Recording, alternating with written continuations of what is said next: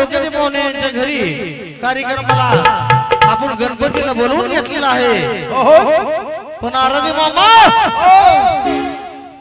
आपल्या महाराष्ट्राच्या आई कार्यक्रमाला बोलवायची राहिलेली आहे। आपल्या महाराष्ट्राची कोण आई मला सांगून द्यावे। आपल्या महाराष्ट्राची आई म्हणजे कुलस्वामी आपल्या तुळजाभवानी, हीच आपल्या महाराष्ट्राची कुलस्वामी म्हणजे आपल्या सगळ्यांची जगाची आई।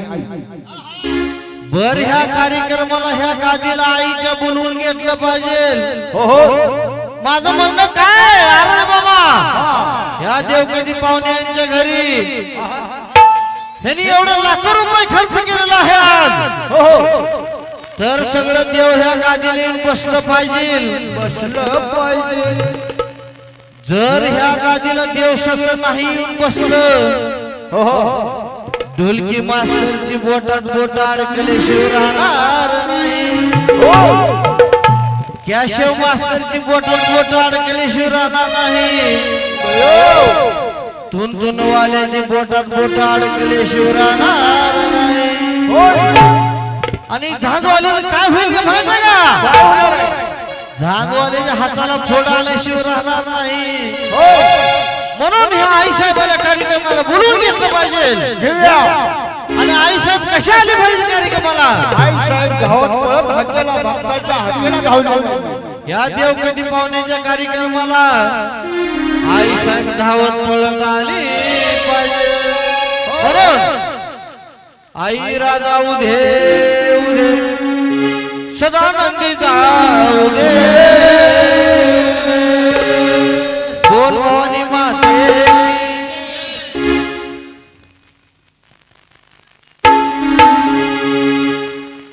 उद्या बाबाई,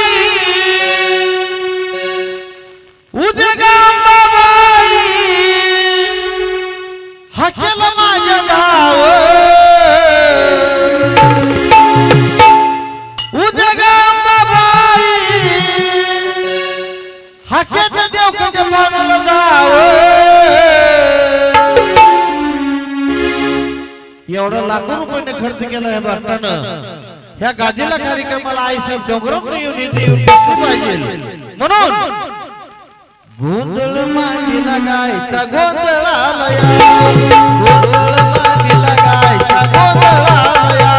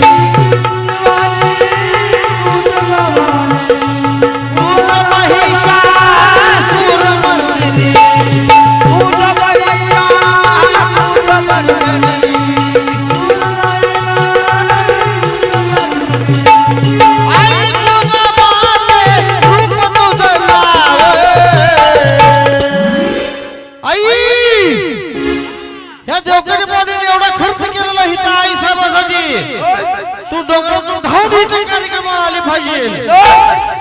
आई तुझा माते रूप ह्या भक्ताला दाव, गोंधळ मांडीला गायचा गोंधळाला या, गोंधळ मांडीला गायचा गोंधळाला या।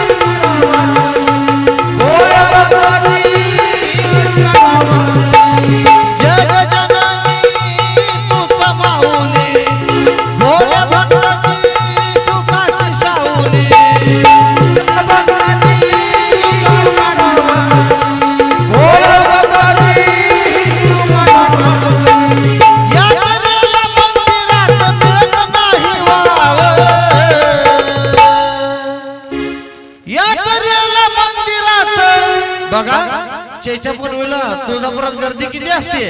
लय असते भक्तांना. हा यात्रेला मंदिरात मिळत नाही वाव म्हणून गोंधळ मांडी लगायचा गोंधळाया गोंधळ मांडी लगायचा गोंधळाया गोंधळ मांडी लगायचा गोंधळाया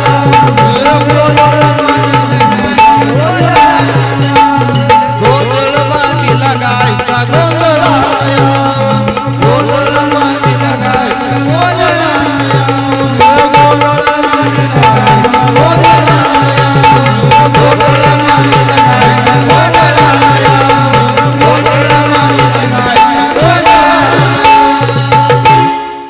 गोंधळ मांडी लगायचा देवपती पाहुण्यांच्या घरी गोंधळ